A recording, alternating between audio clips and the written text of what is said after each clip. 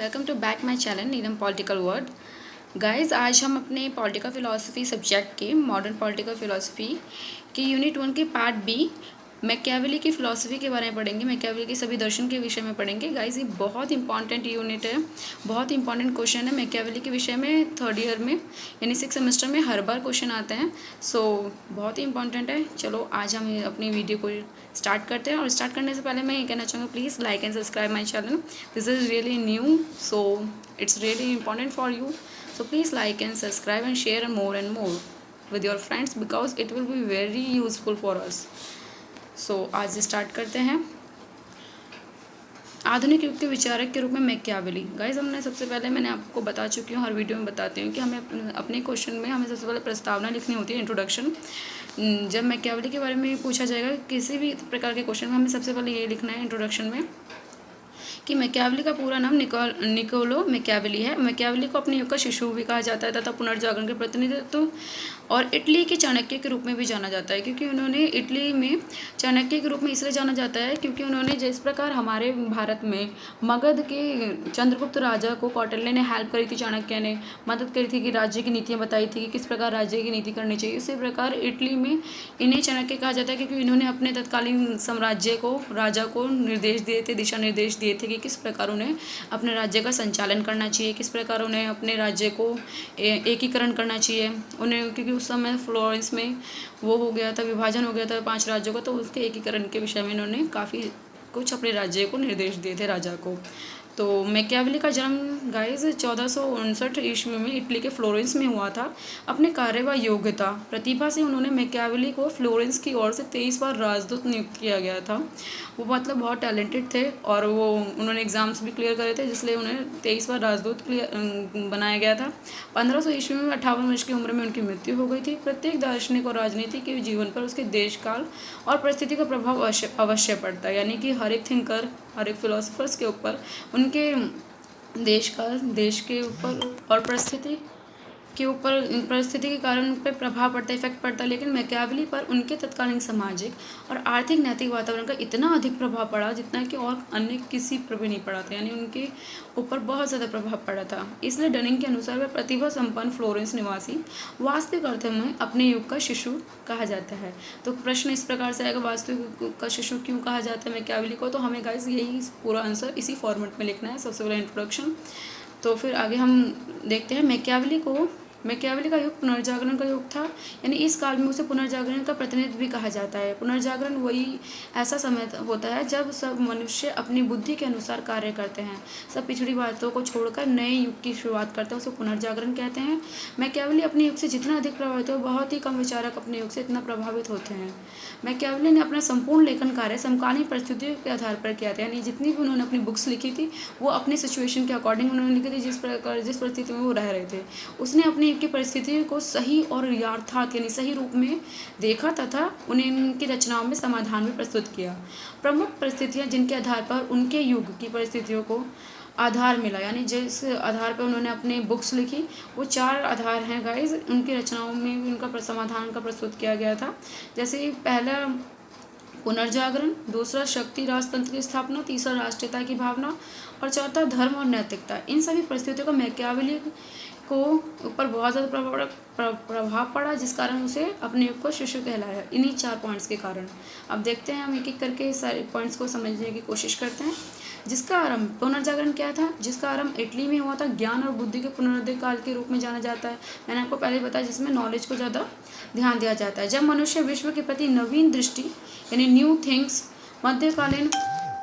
मध्यकालीन धर्म चर्च के प्रभाव की समाप्ति हो गई थी, तब चेतना, स्वतंत्रता तथा मूल्यों के प्रति आस्था का स्थान वृद्धि। मैकियावेली ने अपने चिंतन में धर्म तथा नैतिकता के स्थान पर राष्ट्रवाद पर बल दिया तथा राजनीति को धर्म व नैतिकता से पृथक किया, यानी अलग किया। उन्होंने नेशनलिटी पर ज़्यादा बल दिया, धर्म और नैतिकता पर नहीं।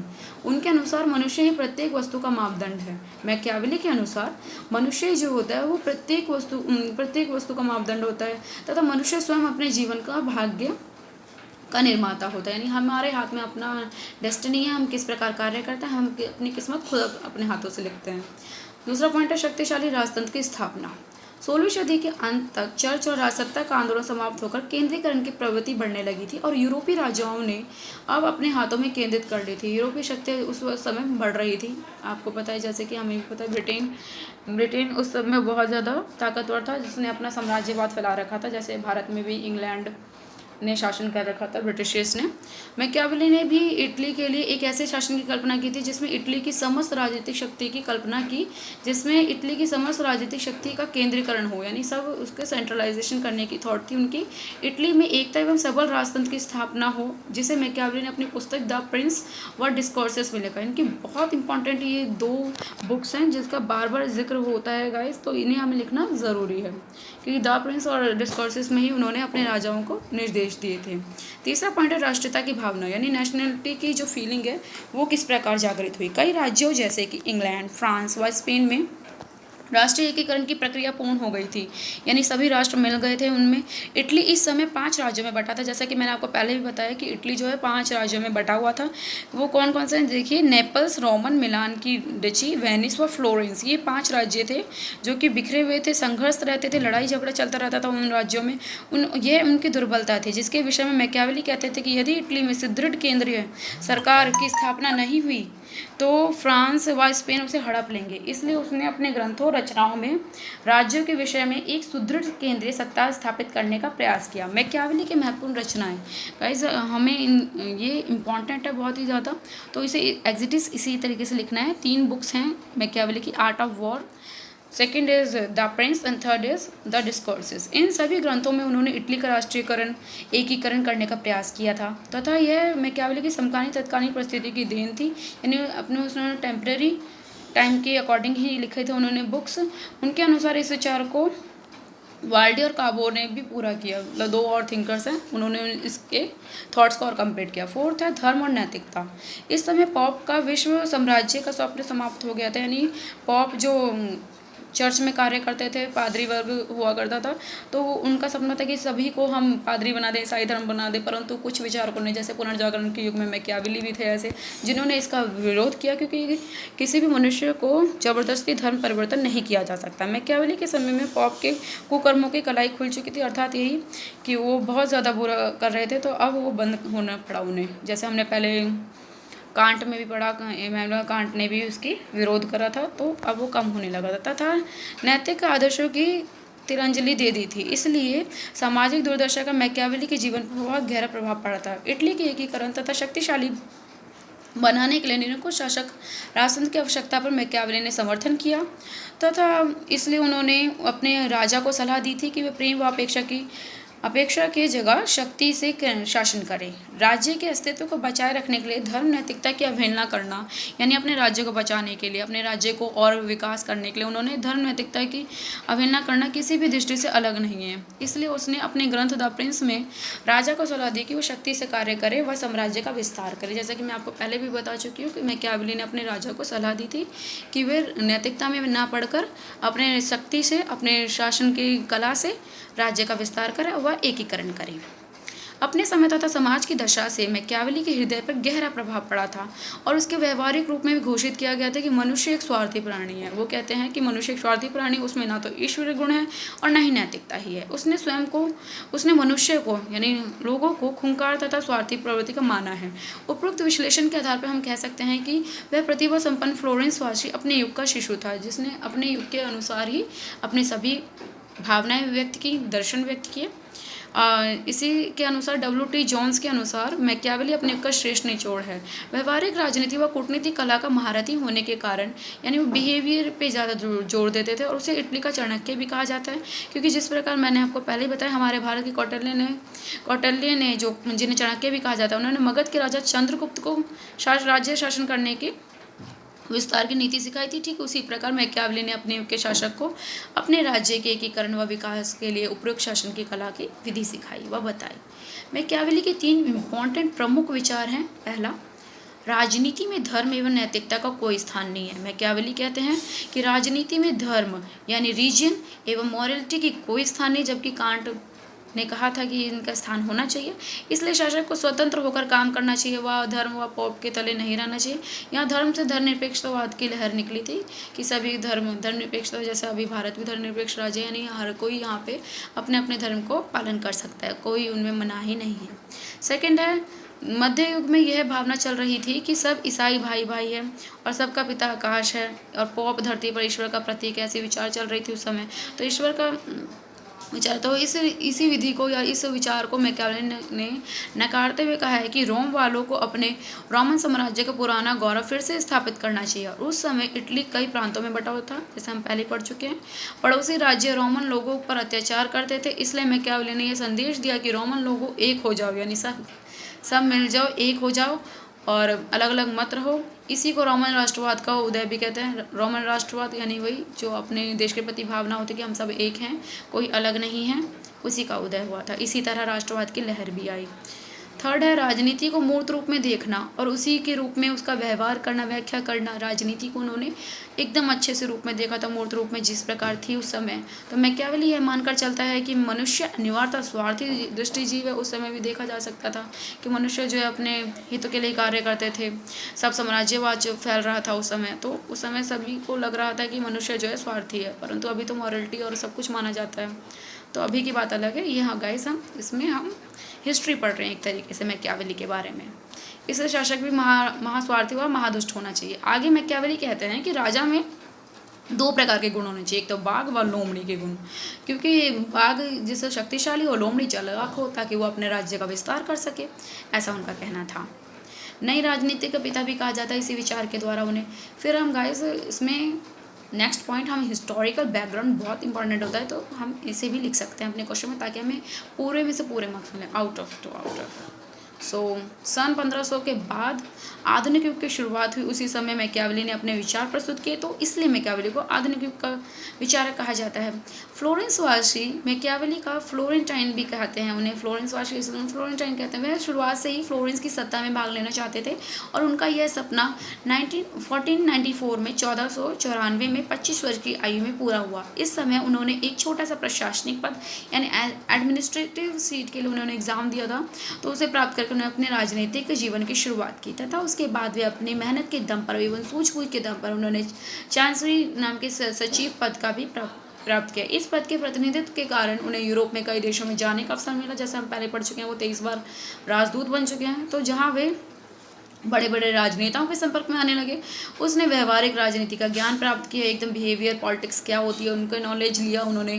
फिर सीजर बोर्गिया नाम के उनके गुरु थे, रोमगना का राजा था सीजर बोर्गिया, जो कि उनके गुरु थे मैकियावेली के।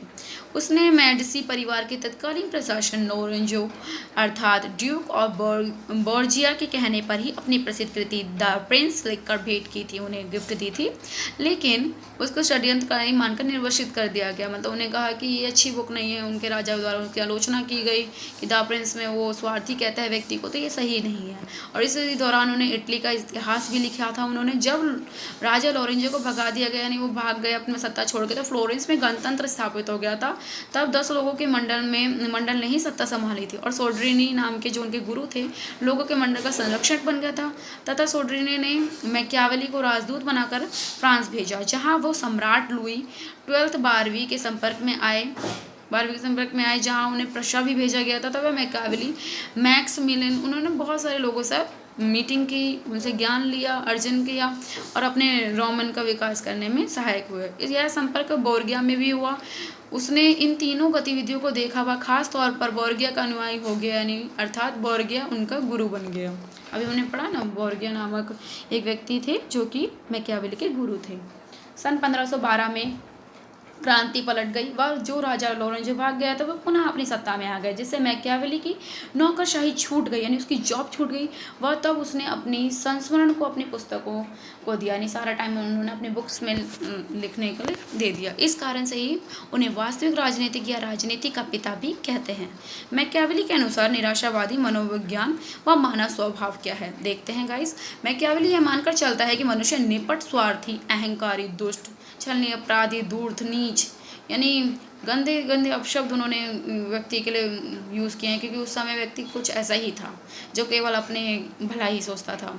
वह है ना, भोला भाला से दिखता है, परंतु ऐसा होता नहीं था। जब उसे अवसर मिलता है तब वह अवसर में नहीं चूकता, तभी उसका वास्तविक व्यक्तित्व प्रकट हो जाता है, रियलिटी पता चल जाती है। जैसे कि होते हैं कुछ लोग, जैसे आप लोग भी जिन देख सकते हैं अपने समाज में, हम लोग देखते हैं अपराधी वगैरह जो होते हैं कैसे बिहेव करते हैं, उनकी मनुष्यता ही कुछ अलग होती है। तो मनुष्य किसी पर भी विश्वास नहीं करता, वैसे भी किसी पर विश्वास नहीं करना चाहिए, ऐसा वो कहते हैं। उसे गुणवान होना चाहिए, अर्थात जिससे सफलता मिले। यानी जो सक्सेसफुल इंसान होते हैं उनमें क्वालिटी होती है, तभी तो वो सक्सेसफुल होते हैं ना गाइस। तो इसलिए लोग सफलता की प्रशंसा करते हैं, पर यह नहीं देखते कि सफलता कैसे मिली है। हम लोग जो कोई भी पीपल होते हैं तो हम सक्सेसफुल पर्सन की तारीफ करते हैं, परंतु ये नहीं देखते वो कितना हार्ड वर्क करके वहाँ पे उसे सक्सेस मिली है। मनुष्य इतना स्वार्थी है कि वह अपनी संपत्ति से इतना प्यार करता है कि वो पल भर के लिए यह भूल सकता है कि उसके पिता की हत्या किसने की है, परंतु यह नहीं भूल सकता है कि उसकी संपत्ति किसने छीनी है। ऐसा कहा है मैकियावेली ने। फिर मैकियावेली के निपट लोग के बाद धर्मनिरपेक्षता पर विचार देखते हैं गाइस, ये भी एग्जाम में आ सकता है, मोस्ट इंपॉर्टेंट है पॉइंट। मध्य युग में राजनीति को धर्म व नैतिकता से लपेटा, तो जिससे लपटे हुआ था वो राजनीतिक पृथक रूप से दिखाई नहीं देती थी, पर मैकियावेली ने धर्मनिरपेक्षवाद की नींव रखी। उन्होंने ही धर्मनिरपेक्ष की नींव रखी थी कि सभी धर्म को मानने का अधिकार होना चाहिए मनुष्य को, चाहे वो किसी भी जाति धर्म लिंग का हो, सब अपना अपना धर्म मान सकते हैं। ज़रूरी नहीं है कि सब एक ही ईसाई धर्म को ही माने। वह कहता है कि राजनीति में धर्म व नैतिकता की कोई जगह नहीं है, उचित व अनुचित कुछ नहीं है। इसलिए शासक को चाहिए कि वह हमेशा लक्ष्यों की पूर्ति करें। वह हमेशा से ही राज्य को, अपने शासक को आदेश देते हैं, सलाह देते हैं कि वह अपने लक्ष्य की पूर्ति करे, और उसके लिए सभी साधन सम्मानजनक हैं। मैकियावेली का राज्य कला व कूटनीति, राज्य के विवेक के सिद्धांत में मैकियावेली ने रोम को यह संदेश दिया कि यह अपना खोया हुआ गौरव स्थापित करे। किसी समय जो महान रोमन साम्राज्य था, बहुत बड़ा, हमने पहले भी पढ़ चुके हैं हम लोग हिस्ट्री में कि रोमन साम्राज्य बहुत ही विशाल था, परंतु वह नष्ट हो गया, इसलिए रोम वालों को साम्राज्य फिर से स्थापित करना होगा, यह मैकियावेली चाहता था। इस प्रकार उसने कुछ ठोस सुझाव दिए जिन पर कोई शासक, कोई भी रूलर, एक शासक विशाल व शक्तिशाली साम्राज्य स्थापित कर सकता है, जो कि अग्रलिखित हैं। मैकियावेली ने कुछ मेन पॉइंट्स बताए हैं गाइस, जो कि हम देखते हैं बहुत इंपॉर्टेंट है। शासक को कैसा होना चाहिए, लाइक शासक को निपट स्वार्थी होना चाहिए, लेकिन उसे दिखाना नहीं चाहिए कि वो कैसा है।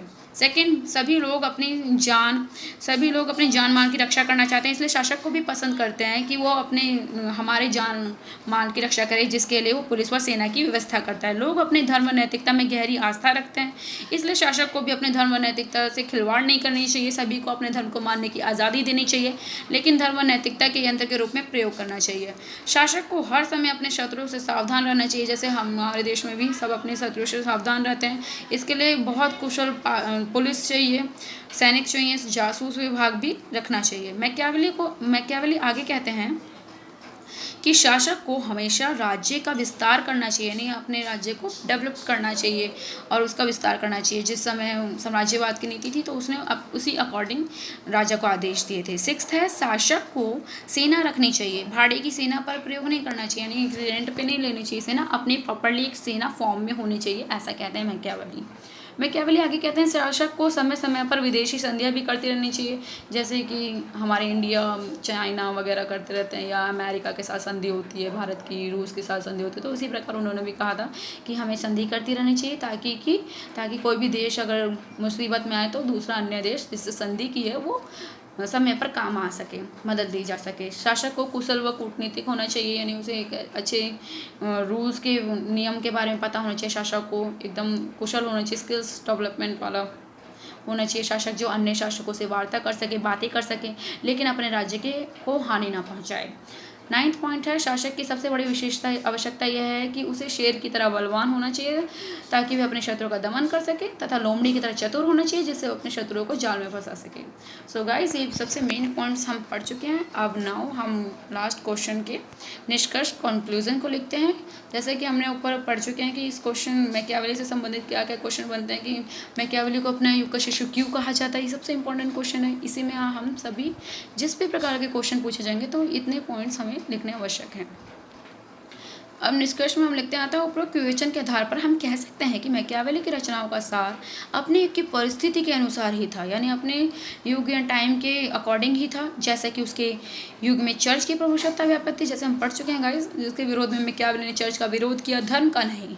तथा उसके काल में इटली का विभाजनीकरण भी देखा गया, जिससे उसने शासक को शक्तिशाली व साम्राज्यवाद को बढ़ाने का उन्होंने वो दिया, सलाह दी, तथा अपने 5 राज्यों के एकीकरण की युग की सलाह दी। इसलिए डनिंग के अनुसार मैकियावेली को अपने युग का शिशु कहा गया है। तथा द प्रिंस में मैकियावेली ने शक्तिशाली राज्य का समर्थन भी किया है, और डिस्कोर्सेस नामक पुस्तक में उन्होंने गणतंत्र यानी रिपब्लिक स्टेट का समर्थन किया है। तो गाइज हमारा क्वेश्चन कंप्लीट होता है। So please like and subscribe my channel Neelam political world, and for get more informative videos please like, subscribe and comment also. Thank you so much.